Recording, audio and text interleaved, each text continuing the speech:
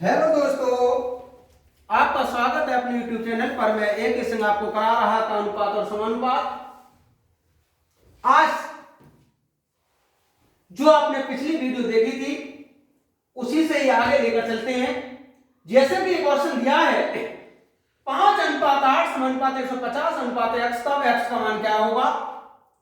अगर हमें x का मान ज्ञात करना है तो हमेशा याद रखना कि बाहर वाले पदों का गुणनफल अंदर वाले पदों के गुणनफल के बराबर होता है। ये हो जाएगा 5 गुणा x बराबर होगा 8 गुणा 150। 5 तिया 15, तब x बराबर हो जाएगा 8 गुणा 30 अर्थात 240। तब x का मान होगा 240। नेक्स्ट क्वेश्चन है दोस्तों, तीन संख्याओं a, b और c का योग 98 है। यदि a अनुपात b 2/3 और b अनुपात c 5/8 हो तब b का मान क्या होगा। तो देखिए a अनुपात b ये दिया है 2:3, 2/3 का मतलब है 2:3, और b अनुपात c बराबर दिया है 5:8। सबसे पहले a अनुपात b अनुपात c ज्ञात कर लो। तो देखिएगा 5 का 2 में गुणा करो, 5 दूनी 10, 5 का 3 में करो, 5 तिया 15, 8 का 3 में किया 24। अब उसने कहा है b कितना होगा, तो b का अनुपात तो 15 है। नीचे इन सबका योगफल कितना होगा ये 10 और 15 25 और 24 49 गुणा तीनों का योग 49 दूनी 98, 15 दूनी 30, अर्थात ऑप्शन नंबर सी करेक्ट है। नेक्स्ट क्वेश्चन है दोस्तों, यदि 64 को 2:4:x के अनुपात में विभाजित किया जाए तो x का हिस्सा 10 सही 2/3 है, तब x का मान क्या होगा। तो देखिए इसका एक आसान सा ट्रिक रहता है। x का हिस्सा यानी x का भाग ये है, तो x का अनुपात ऊपर, सब अनुपातों का योग नीचे। कुल 64 को बांटा गया है, तब x का भाग मिला है 10 सही 2/3। तो 10 का 3 में गुणा किया 30 और 2 ये जोड़ दिया, ये हुआ 32/3। 32 दूनी 64, ये हुआ 2x, 6 प्लस x बराबर 1/3। ये होगा 6x बराबर 6 प्लस x, 5x बराबर 6, तब x बराबर 6/5। उसने कहा था x का मान कितना होगा, तो x का मान दोस्तों 6/5 होगा। नेक्स्ट क्वेश्चन है दोस्तों, a और b के रुपयों का अनुपात 4:5 है। ऐसे मान लीजिए कि a और b के रुपयों में 4:5 का अनुपात है।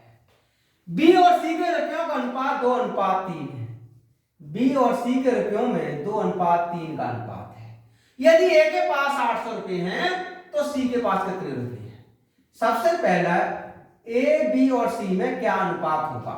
अनुपात निकालने का सीधा तरीका भैया 4 का 2 में गुणा कर लें, 4 दूनी 8, 2 का 5 में कर लें 10 और 5 का भी 3 में कर लें 15। हमसे कहा c का भाग, तो c का हिस्सा। देखिए इसका भी एक तरीका रहता है, c का अनुपात ऊपर, हमें हिस्सा a का दिया तो a का अनुपात नीचे, गुणा कितने रुपए 800, ये हो जाएगा 1500 रुपए। हमें टोटल धन निकालने की कोई भी आवश्यकता नहीं। नेक्स्ट क्वेश्चन है दोस्तों, यदि a अनुपात b 2:4 है और b अनुपात c 4:5 है तो c अनुपात d कितना होगा। तो देखिए a अनुपात b 2:4 है, b अनुपात c 4:5 है। पहले a अनुपात b अनुपात c निकाल लो। 4 दूनी 8, 4 चौक 16 और 4 पंजे 20। इसमें डिवाइड कर लीजिए 4 से, 2:4:5 होगा। अब उसने कहा है C/D 6:7 है, तो बताइए A/D कितना होगा। हमें पता है यहां C का मान 5 है और यहां C का मान 6 है। दोनों ओर C के मान समान कर लीजिए, कोई भी निर्धारित संख्या से गुणा कर लीजिए। अगर हम इसमें 6 से गुणा कर लें तो 6 दूनी 12, 6 चौक 24, 6 पंजे 30।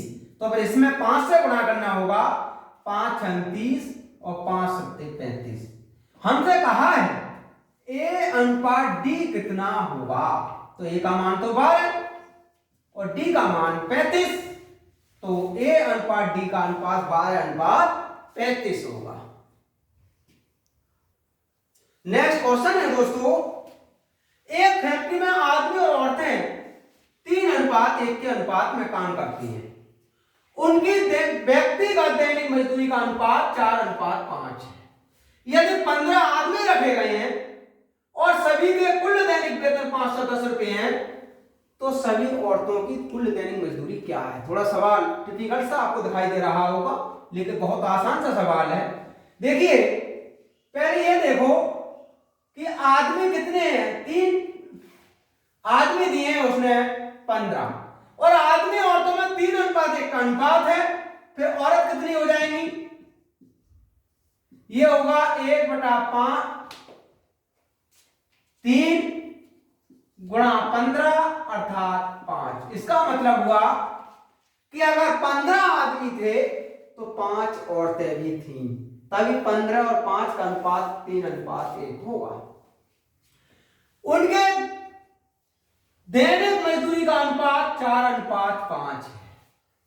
तो देखिए मान लीजिए दैनिक मजदूरी 4x और 5x है। यदि दैनिक मजदूरी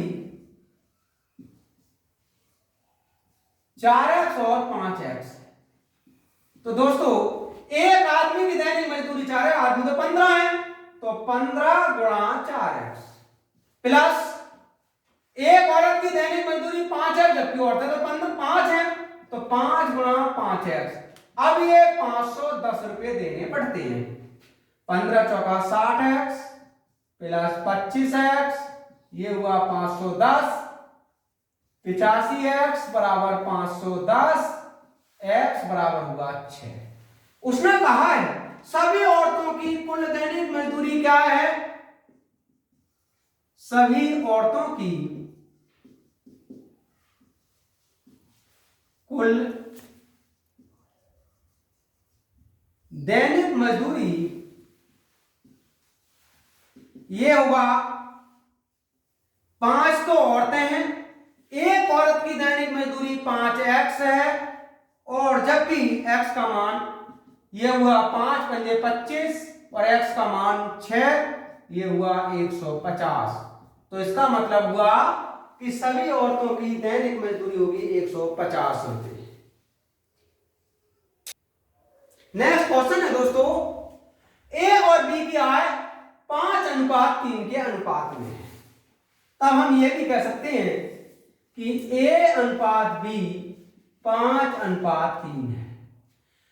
ए बी सी के खर्चों में इतने का अनुपात है, तो ये तो आय का अनुपात है, और ए बी और सी के जो खर्चे हैं उनमें 8:5:2 है, ये खर्चे का अनुपात है। तो ये आय का अनुपात है और ये खर्च का अनुपात है। आगे यदि सी 2000 रुपए खर्च करता है जबकि बी 700 रुपए बचा लेता है, तो एक ही बचत क्या होगी। सबसे पहले ये पता होना चाहिए कि एक खर्च कितना कर लेता है। तो देखिएगा ए का खर्च,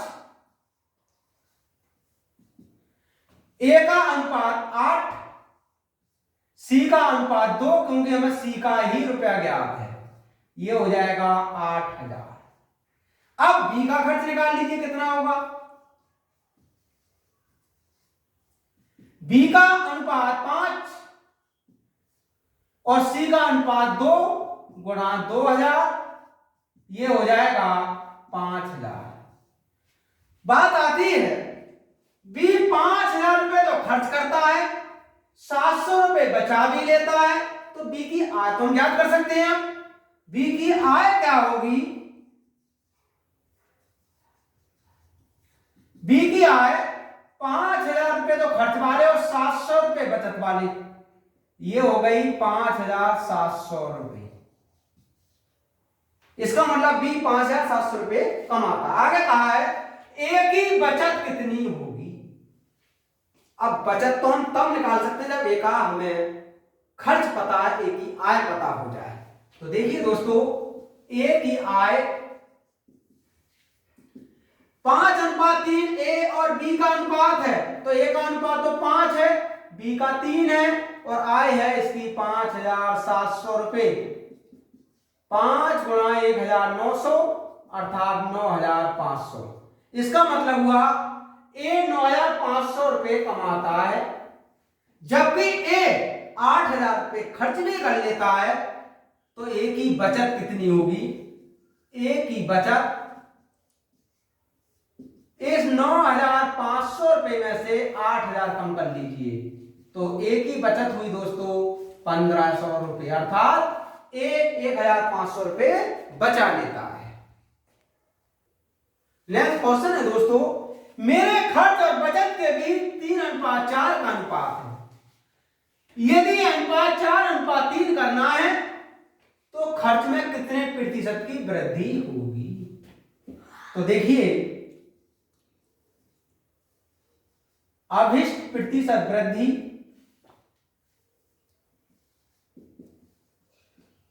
सीधे ही ट्रिक रहता है, 3:4 से 4:3 कर दी जाए तो इसका मतलब खर्च बढ़ रहा है जबकि बचत घट रही है। भाई खर्च 3:4 और यहां हुआ 4:3, तो सीधा सीधा पता लग रहा है कि खर्च तो बढ़ रहा है परंतु बचत घट रही है। तो उसने कहा है खर्च में कितने परसेंट की वृद्धि होगी, तो इस खर्च में से ये जो बचत है वो हटा लीजिए और गुणा कर लीजिए 100 से, बस ये हो जाएगा 100/3 अर्थात 33.33%। यही आपका जवाब। नेक्स्ट क्वेश्चन है दोस्तों, एक टंकी में पानी और तेल 5:3 के अनुपात में है। यदि टंकी में 16 गैलन मिश्रण निकालकर उसमें 16 गैलन तेल मिला दिया जाए, निकाला मिश्रण है मिलाया तेल है, ये ध्यान रखने वाली बात हुई। पहले ये देखो, जो 16 गैलन मिश्रण निकाला था उसमें पानी कितना था और तेल कितना था। 16 गैलन मिश्रण में पानी का अनुपात 5/5 और 3 8 गुणा 16, ये हुआ 10 गैलन। अर्थात उस मिश्रण में 10 गैलन तो था पानी, तब तेल कितना था, ये 16 में से 10 कम कर लो बस, 6 गैलन उसमें तेल था। आगे अब मान लीजिए यदि प्रारंभ में पानी 6x और तेल पानी 5x और तेल 3x था, तब उसने कहा है उसमें 16 गैलन तेल मिला दिया जाता है। तो दोस्तों 5x पानी, इसमें से 10 गैलन पानी निकाल दिया क्योंकि मिश्रण निकाला है, तेल था 3x, इसमें से निकला होगा 6, क्योंकि मिश्रण 16 निकला था तो हमने पता लगा लिया कि पानी 10 गैलन निकला था जबकि तेल 6 गैलन निकला था। जब अब उसने आगे लिखा 16 गैलन तेल मिला दिया, तो इसमें 16 गैलन तेल और मिला दिया। अब ये अनुपात 3:5 हो जाता है। ये हुआ 5x - 10, ये हुआ 3x + 10 3/5, इसका इससे गुणा किया 25x माइनस 50, 9x प्लस 30, ये हुआ 16x बराबर 80, x बराबर 5। उसने कहा है टंकी में कुल कितने गैलन मिश्रण था, तो कुल मिश्रण पूछा है। कुल मिश्रण 5x प्लस 3x, ये हुआ 8 और x का मान है 5 अर्थात 40, तो टंकी में कुल 40 गैलन मिश्रण था। नेक्स्ट क्वेश्चन है दोस्तों, एक मिश्र धातु में तांबा और जस्ता 7:3 के अनुपात में है। यदि उसमें 10.5 किलोग्राम जस्ता हो तो उसमें तांबा कितने किलोग्राम है। तो एक आसान सी ट्रिक रहती है, हमें सीधा तांबा ही निकालना है। तांबा रहेगा, तांबे का अनुपात 7, जस्ते का अनुपात 3 और जस्ते की मात्रा 7.5। 7 ये काटेंगे हम, 3 3 9, 3 5 15, 7 5 35, 3 7 3 21 और 3 24 अर्थात 24.5 किलोग्राम उसमें तांबा था। देखिए इस प्रकार के और भी क्वेश्चन किसी भी प्रैक्टिस सेट में हम उन्हें हल करते रहें, उनका लगातार अभ्यास करते रहें तथा हमारे चैनल को सब्सक्राइब कर लें तथा दोस्तों को भी सब्सक्राइब करा दें, जिससे कि इस प्रकार की नई नई वीडियो आपको सबसे पहले प्राप्त हो सके।